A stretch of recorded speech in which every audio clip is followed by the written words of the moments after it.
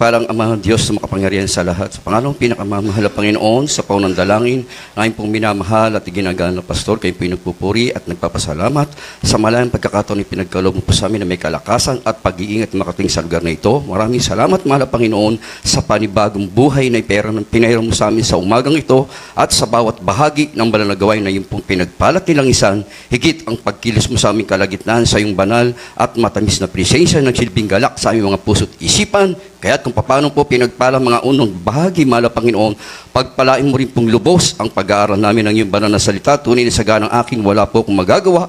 Gamitin mo lang po ko bilang daluyan ng Espiritu ng pagpapala ang mga labing ito. May pahayag ang iyong banal na salita na may pag-ibig, kalakipang kapangyarihan na nagmumula sa iyo, mahal na Panginoon, at sa mga nakikinig, gusto po, mahal na Panginoon, kaya ng Espiritu ng pangunawa, ngunit bago po ang lahat, linisin po aking puso, mahal na Panginoon, at sa makapangyarihang pangalan ng Jesus, po nang dalangin na po minamahal at ginagalang na pastor, aming sama-samang sinasaway ang lahat ng hadlang na gawa ng kaaway, demons, hindrances, cast out and believe in doubts from them. In Jesus' name we pray, in the mighty name of Jesus. Hallelujah, praise the Lord. Hallelujah. Praise the Lord. Purihin natin pinakamamahal na Panginoon. Handa po natin mga minamahal. Yung ating pong ballpen at papel mga minamahal upang masundan po natin mga minamahal yung mga talata. The highest praise, glory, and honor to our Lord Jesus Christ, mga minamahal, and I give the honor and respect to dear beloved, honorable parents in the Lord, to our beloved evangelist, Wildy Estrada Almeda, then Prophet, our loving God, sa ating pong dearly beloved Assistant Pastor Lina C. Almeda sa kanilang mabubuting turo at aral.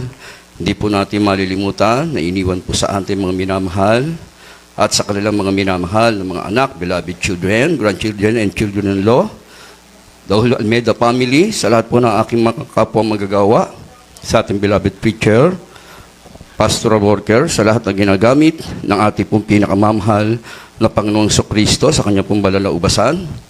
Sa inyo po, mga inibig kong makapatid, baguhan matdatiyan, sa ating pong bisita. Welcome po kayo sa banal na gawain ng ating pinakamamahal na Panginoon, sa ating pong live webcast viewers. Sa mapagpalang hapon na po, sa pangalan ng ating pinakamamahal na Panginoong Kristo. Naka-screen na po yung ating pong pag-aaralan, mga minamahal. Ang pag-aaralan po natin, mga minamahal, be cautious, mga minamahal. Sa Tagalog, maging mapanuri, mga minamahal. Sa ating sa kalagayan ngayon, mga minamahal, ligliga na. Kaya kinakailangan, meron tayong karunungan mula sa ating pinakamamahal na Panginoon. Ito po nabasahin natin talata, mga minamahal. Ito po'y isang halimbawa lang, mga minamahal, na kung saan kinakailangan ang Kristiyano, mga minamahal, maging mapanuri po talaga sa lahat ng bagay ng ating pamumuhay, mga minamahal. Dahil ayaw ng Diyos, mga minamahal, na yung lahat ng ating pagalan, mga minamahal, ating paglilingkod, yung mga araw at taon ng ating buhay ay masayang, mawalang kabuluhan, mga minamahal. Kaya ang gusto ng mahal na Panginoon, mga minamahal, magkaroon po talaga tayo ng panunuri sa ating paglilingkod, sa ating pinakamamahal. Pag sinabi panunuri, sa lahat ng bagay po yan, maging mabutit masama. Yan ang gusto ng ating pinakamamahal na Panginoon para wala pong masayang, mga minamahal. Kaya napakaselan po, mga minamahal. Ito pong ating babasahing talata, mga minamahal, napaka talagang related sa ating pagka-Kristiyano, mga minamahal. Buksan po natin, mga minamahal, ang unang talata, Ecclesiastes 8:14. Ito po, mga minamahal, ang nais ng ating pinakamamahal na Panginoon. Kaya ikinumpara ng Diyos to sa dalawang mga minamahal pangyayari. Isang matuwid at isang sanlibutan, mga minamahal. Sige po, kindly po, ating beloved texto. Dito po sa aklat ng Ecclesiastes, Kabanatang 8, ang talata po'y 14. May walang kabuluhan na nangyayari sa lupa, na may mga matuwid na tao na kinapapangyarihan ng ayon sa gawa ng masama. Muli, may mga masamang tao na kinapapangyarihan ng ayon sa gawa ng matuwid. Aking sinabi na ito man ay walang kabuluhan. Amen. Purihin ang ating pinakamamahal na Panginoon. Ang Diyos po ang magpala sa kanyang banal na salita. Sundan niyo po, mga minamahal, yung binasa, mga minamahal. Napakalaga po. Sabi rito, mga minamahal, kaya sinasabing related sa Kristiyano to, mga minamahal, dahil tayo po ay matuwid sa harapan ng mahal na Panginoon. Pero nababaliwala po yan, mga minamahal, kapag tayo po ay nagkakasala. Kaya ang nais ng ating pinakamamahal na Panginoon, maging mapanuri tayo sa lahat ng ating ginagawa. Kaya sabi po ng binasa, mga minamahal, may walang kabuluhan na nangyayari sa lupa, na may mga matuwid. Pag sinabing matuwid, walang ibang tinutukod yang Kristiyano, mga minamahal. Sabi, matuwid pero nagagamit ng kapangyarihan ng masama. Nagiging instrumento pa tayo sa paggawa ng hindi maganda sa harapan ng mahal na Panginoon.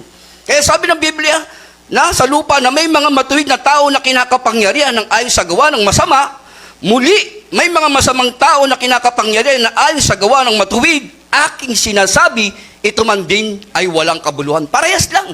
Kaya kung iisipin mo, kapag ang Kristiyano nagkakasala, anong pagkakaiba natin sa mga sanlibutan? Di po ba mga minamahal? Kaya ang binigay ng mahal na Panginoon sa ating mga minamahal, binigyan tayo ng karunungan para magkaroon tayo ng panunuri na sa lahat ng ating gagawin sa harapan ng mahal na Panginoon, maging mabuti o masama na hindi dapat gawin ng Kristiyano, binigyan tayo ng isang halimbawa at guide para sa isang mananampalataya, para po tayo makasiguro ng ating kaligtasan at sa lahat ng ating gagawin sa harapan ng mahal na Panginoon, ay ito po ikarapat-dapat sa ating pinakamamahal na Panginoon. Kaya ang sabi ng mahal na Panginoon, mga minamahal, kung ang dalawang ito, mga minamahal, ay hindi naging tapat, mga minamahal, dahil sa isang matuwid na gamit ng kaaway. Kaya ang ibig sabihin, hindi tapat. Yung isa naman masama, na gamit ng kabutihan. O pareho pong hindi tapat yon, mga minamahal. Kaya ang sabi ng mahal na Panginoon, nawawalan ng kabuluhan sa isang Kristiyano, yung ikaw naglilingkod sa Panginoon, sa kabila ng lahat, gumagawa ka pa, kinakapangyarihan ka ng ayon sa gawa ng masama. Mga minamahal ko. Kaya anong dapat gawin, mga minamahal, kapag ang tao kinakailangan makasigurin kanyang kaligtasan? Binigyan tayo ng Diyos ng karunungan. Pag sinabing karunungan, upang umalam ng lahat ng bagay na mabuti, mga minamahal, at masama na hindi dapat gawin ng Kristiyano. Ano po yun, mga minamahal? Sabi ng Kawikaan 4:7, mga minamahal, ito ang ibinigay ng mahal na Panginoon para magamit natin sa lahat ng bagay na mapanunuri, mga minamahal. Maintindihan natin yung mga gawa ng kaaway. Pakibasa po, ating mahal na kapatid. Dito po sa aklat ng Kawikaan, Kapitulo 4, ang talata po ay 7. Karunungan ay pinakapangulong bagay, kaya't kunin mo ang karunungan. Oo, sa lahat mong kukunin, ay kunin mo ang unawa. Amen. Palakpakan po ba natin ang ating pinakamamahal na Panginoon? Ang salita ng Diyos, mga minamahal, Genesis to Revelation, lahat po yan mabuti. Pero pag sinabing pangulong bagay, mga minamahal, isang alimbawa, ang presidente, pangulo po yan, sakop niya ang buong Pilipinas. Pero sa Biblia, ang sinabi ng mahal na Panginoon, bakit kinakailang ito ang kuhanin ng isang mananampalataya? Kasi ito yung gagamitin mo para sa panunuri ng pagiging isang buhay Kristiyano, mga minamahal. Kaya sabi, karunungan ay pinakapangulong bagay. Pag sinabi pinakapangulong bagay, mga minamahal, magagamit mo yan sa lahat. Ang sabi ng Biblia, pinakapangulong bagay at ang karunungan o sa lahat mong kukunin, kunin mo ang unawa. Dahil sa karunungan, may unawa, lahat maiintindihan mo. Mauobserba mo, mababantayan mo yung gawa ng kaaway. Kaya nga karunungan ang binigay sa atin ng mahal na Panginoon. Bakit ito ang pinakukuha ng Diyos sa atin, mga minamahal? Gusto natin, mga minamahal, maligtas. Kaya ang nais ng mahal na Panginoon sa ating pagsusuri, meron tayo nito. Kapag wala tayo nito, hindi natin mababantayan ang lahat ng gawa ng kaaway dahil wala tayong karunungan nang gagaling sa ating pinakamamahal na Panginoon. Take note, mga minamahal. Dalawang klase ang karunungan. Isa pong karunungan na galing sa sanlibutan. Ang karunungan na walang kabuluhan, mga minamahal. Ang sabi ng Biblia, ang karunungan ng sanlibutan ito ay walang kabuluhan. Ang karunungan mula sa mahal na Panginoon, ito po yung karunungan magpasawalang hanggan. Sapagkat Diyos ang nagbigay ng karunungan, mga minamahal. Kaya yung ating karunungan pamumuhay, mga minamahal, pag sinabing ito'y panlangit, lahat ng gagawin natin, dahil ang ibinigay ng Diyos, Diyos mismo ang nagbigay, yung karunungan mismo galing sa ating pinakamamahal na Panginoon. Kaya magkaiba po, mga minamahal, ang knowledge ng karunungan ng sanlibutan at ang karunungan galing sa ating pinakamamahal na Panginoon. Yan po yung wisdom, mga minamahal. Kaya ang sabi ng ating pinakamamahal na Panginoon, saan natin gagamitin, mga minamahal, karunungan ay pinakapangulong bagay. Ito yung pinakamataas na kinakailangan makuha ng isang Kristiyano. Ibinibigay ng mahal na Panginoon, sa lahat mong kunin mo ang karunungan. Dahil nandito ang lahat ng iyong gagawin bilang isang Kristiyano para maunawaan mo ang lahat ng bagay sa harapan ng ating pinakamamahal na Panginoong Kristo. Para saan ang karunungan, mga minamahal, sabi ng Biblia, upang kumilala ng lahat ng bagay. Kaya nga, magagamit mo. Nakikilala mong lahat ng bagay, mga minamahal. Pakibasa po, Pilipos 1:10. Mga supporting verse po natin yan, mga minamahal. Hindi ko po sinama sa lista. Dito sa aklat ng mga taga-Pilipos sa Kapitulo 1, ang talatay 10, upang inyong kilalanin ang mga bagay na magagaling, upang kayo maging mga tapat at walang kapintasan hanggang sa kaarawan ni Kristo. Amen. Amen! Praise the Lord. Purihin ang ating pinakamamahal na Panginoon. Saan po gagamitin yung karunungan, mga minamahal? upang kilalanin yung mga bagay na magagaling. Pag sinabing magagaling, mga minamahal, napakarami po yan. Hindi lang po puro kabutihan yan. Kahit yung masama, kikilalanin mo yan para hindi mo yan magawa. Kaya nga sabi rito, walang limitasyon yung ibinigay sa iyong karunungan. Sa lahat ng bagay, magagamit mo ang karunungan binigay sa iyo ng mahal na Panginoon. Paano mong gagamitin? Sabi ng Biblia, upang inyong kilalanin ang mga bagay na magagaling. Makikilala natin yung mga bagay na mabuti at yung masama na hindi dapat gawin ng Kristiyano. Yan po yung magagaling, mga minamahal. Makakaiwas ka sa sungkit ng kaaway. Dahil nakikilala mo, binigyan ka ng Diyos ng karunungan upang kilalanin ang lahat ng bagay. Dito sa ibabaw ng lupa, mga minamahal, marami kasing paraan pwedeng gamitin ng kaaway, mga minamahal. Napakarami niyan, pero ang binigay ng Diyos, kumpleto rin. Magagamit mo raw pagkakilala ng bagay na magagaling sa harapan ng ating pinakamamahal na Panginoon. Sabi rito, upang kayo'y maging mga tapat. Tignan niyo, mga minamahal, bakit tayo magiging mga tapat? Dahil sa ibinigay na karunungan, nalilinis natin yung ating sarili, nakakaiwas tayo sa mga gawa ng kaaway, at nasusunod pa natin ang buo ang kalooban ng mahal na Panginoon. Bakit? Dahil lahat ng bagay binigay ng Diyos, nakasangkop daron sa karunungan na ibinigay sa atin ng ating pinakamamahal na Panginoon. Kaya sabi rito, magiging tapat ka. Bakit? Dahil alam mong iwasan ang lahat ng bagay na masama. Magiging malinis ka sa harapan ng mahal na Panginoon, mga minamahal ko. Makapag-praise the Lord po tayo, mga minamahal. Talagang totoo po, napakaseryoso po talaga ang salita ng mahal na Panginoon sapagkat hindi po napapabiro ang salita ng Diyos, mga minamahal.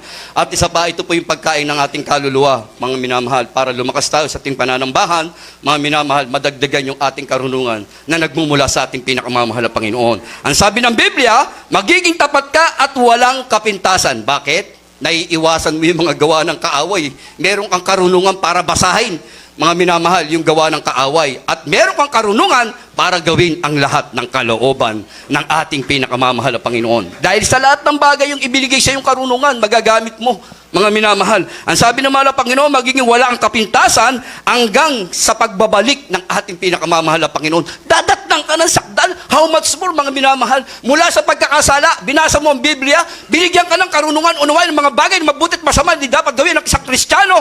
Pero ngayon, eto, haharap ka hanggang sa pagbalik ng mahal na Panginoon, magiging malinis ka at karapat-dapat sa harapan ng ating pinakamamahal na Panginoon.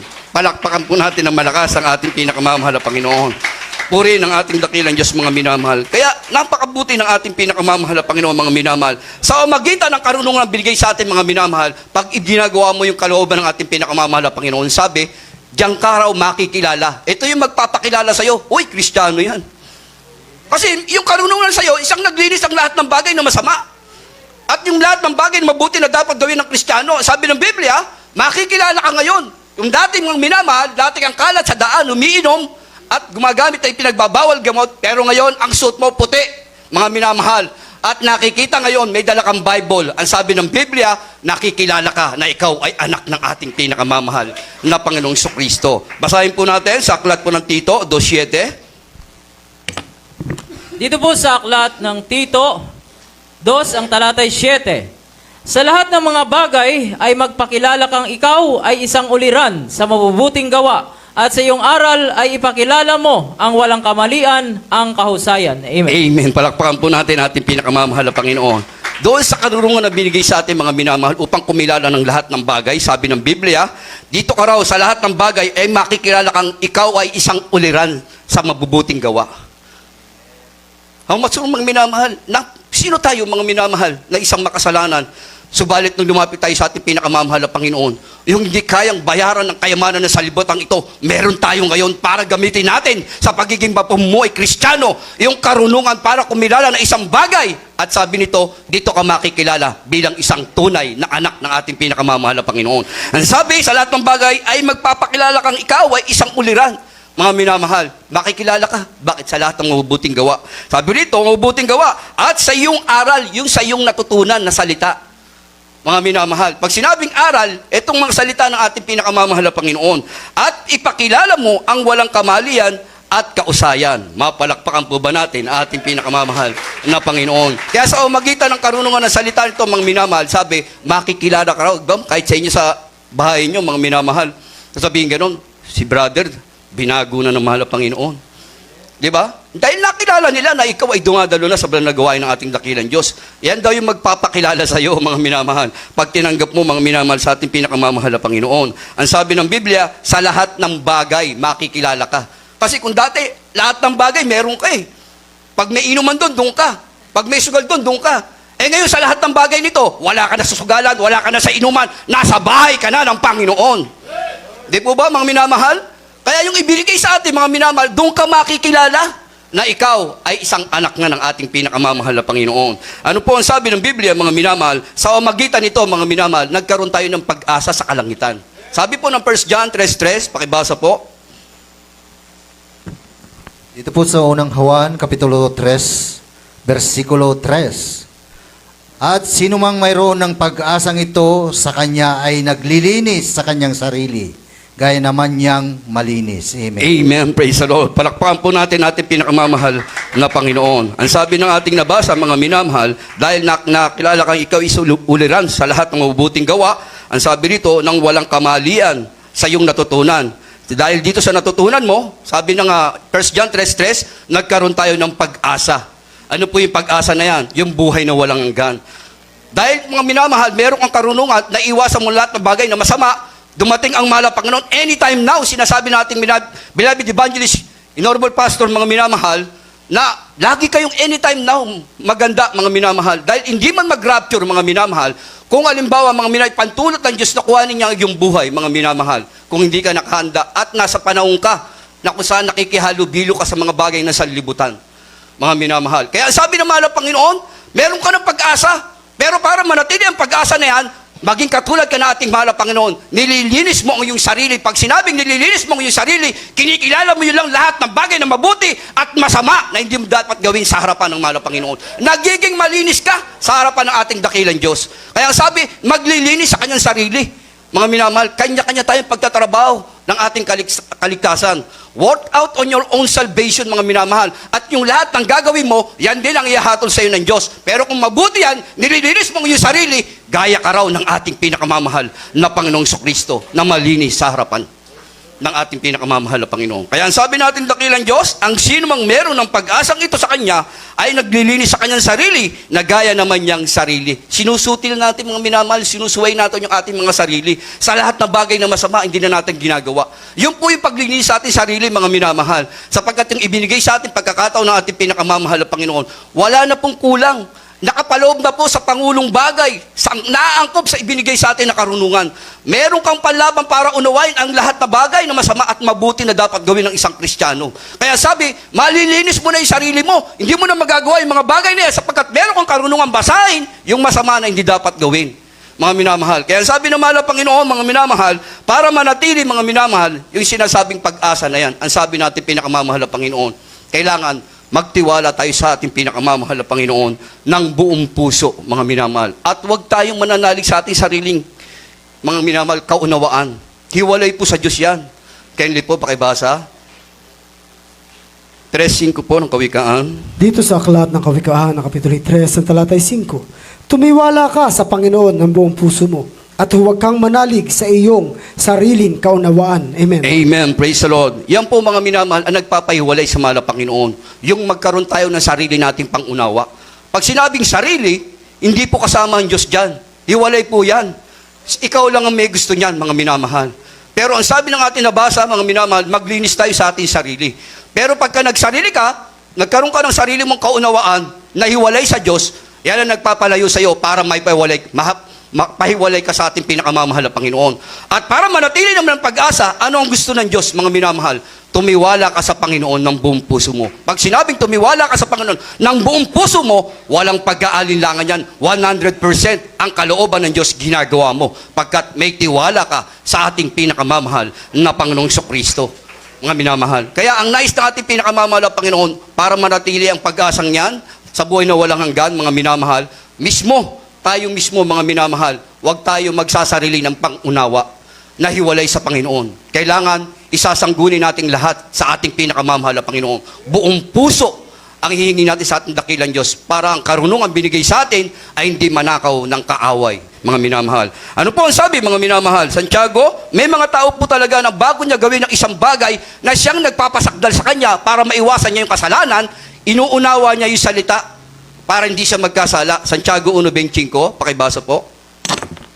Dito po sa aklat ng Santiago 1, ang talata po ay 25. Ngunit ang nagsisiyasat ng sakdal na kautusan, ang kautusan ng kalayaan, at nananatiling gayon, at na hindi tagapakinig na lumilimot, kundi tagatupad na gumagawa, ay pagpapalain ng taong ito sa kanyang ginagawa. Palakpakan po natin ating pinakamamahal na Panginoon. Makapag-amen po ba tayo, mga minamahal?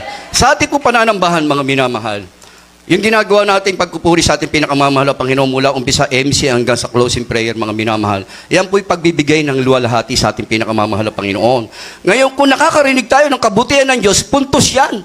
Tayo mga Kristiyano, kayo po ng mga nandyan, mga minamahal, pag narinig nyo ang kabutihan ginawa ng Diyos, ano ang dapat sinasabi natin, mga minamahal? Isa po yan sa pagbibigay luwalhati sa ginawang himala ng ating pinakamamahal na Panginoon, sa kamangamanghang ginawa ng Diyos. Kaya anong dapat natin sabihin pag ang kabutihan ng Diyos sa pinag-uusapan?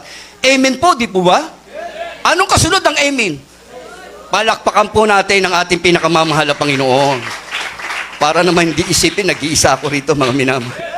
Purihin ang ating pinakamamahal na Panginoon. Kaya sabi rito, ngunit ang nagsisiyasat ng sakdal ng kautusan ng kalayaan ay mananatiling gayon siya. Yan po yung sinasabi ng Biblia. Bago niya gawin yung isang bagay, inuunawa niya muna, sinisiyasat niya, makakabuti pa to bilang Kristiyano para sa akin? Makakasama ba to? Kaya sabi, lalo sa mismo sa kalayaan hindi siya nababagabag ng kaaway. Bakit? Lagi siyang malinis sa harapan ng mahal na Panginoon. Dahil bago siya gumawa ng hakbang, inaalam niya muna, sinisiyasat niya yung mga bagay para hindi siya magkasala o magkamali sa harapan ng ating pinakamamahal na Panginoon. Sabi ng Biblia, may mga ganito talagang tao. Ang nagsisiyasat ng sakdal, sabi rito, na kalayaan ay nananatiling galon siya na hindi tagapakinig. Katulad niyo po, mga minamahal. Dapat yung lahat ng ating pinag-aaralan, wag lang po balabas sa kabilang tenga na hindi tayo maging tagapakinig, kundi taga-saliksik tayo, ilagay natin sa ating puso't isipan. Isiksik natin, mga minamahal. Kaya sabi, hindi lang kayo maging tagapakinig na lumilimot. Ang sabi ng Biblia, pagka ito hindi mo nilimot, na hindi ka na naging tagapakinig, pagpapalain daw ang taong ito sa kanyang ginagawa.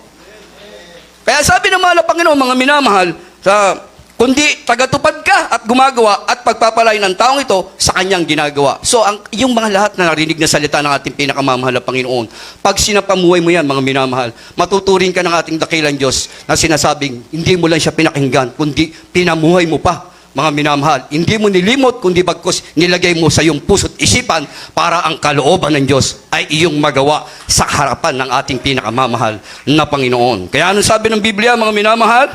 Dito po, mga minamahal, 2:7 na lang po, mga minamahal, ang unang ikalawang Timoteo. Dito po sa aklat ng ikalawang Timoteo, Kapitulo 2, talata 7.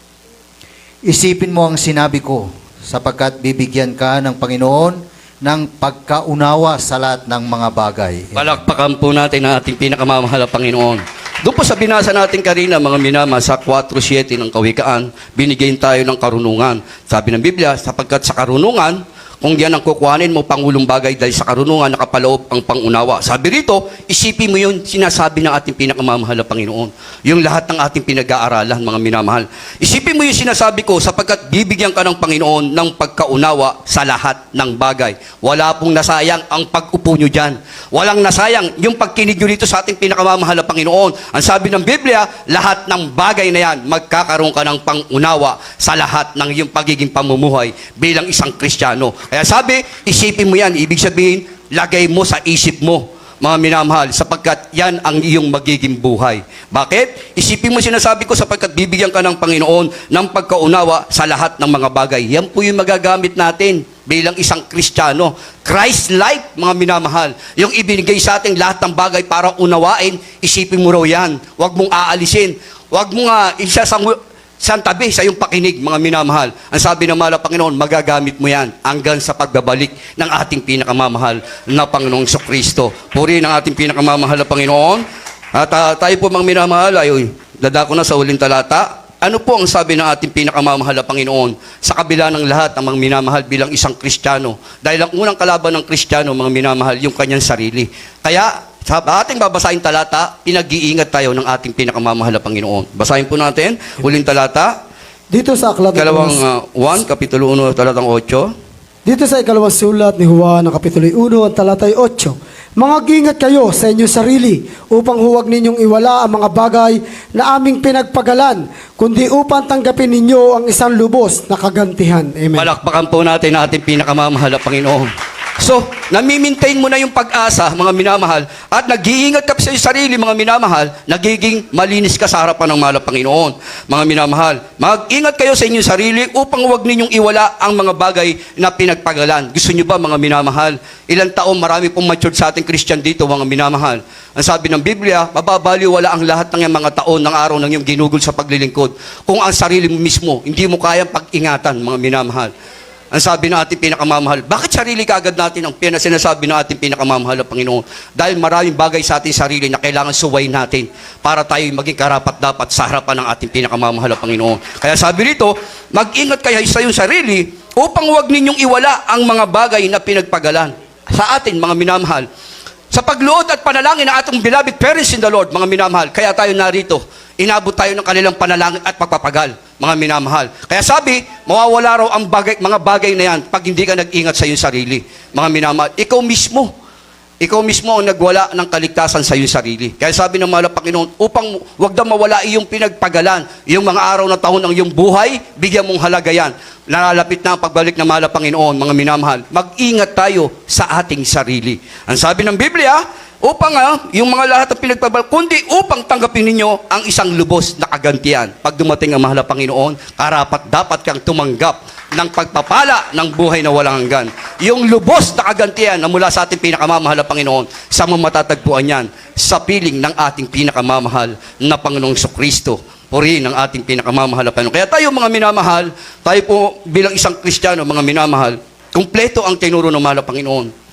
Sa lahat ng ating di natin kayang gawin o unawahin mga bagay, binigyan tayo ng mahal na Panginoon ng karunungan para pangulong bagay para sa lahat ng ating gagamitin, maging sa ating pamumuhay upang unawahin natin yung mga bagay na alam natin makapagpapahina sa ating pananampalataya, makapagpapahiwalay sa ating pinakamamahal na Panginoon. Kailangan daw, mga minamahal, gamitin natin yan upang maintindihan natin yung lahat ng gusto ng mahal na Panginoon sa ating paglilingkod sa harapan ng ating pinakamamahal na Panginoon.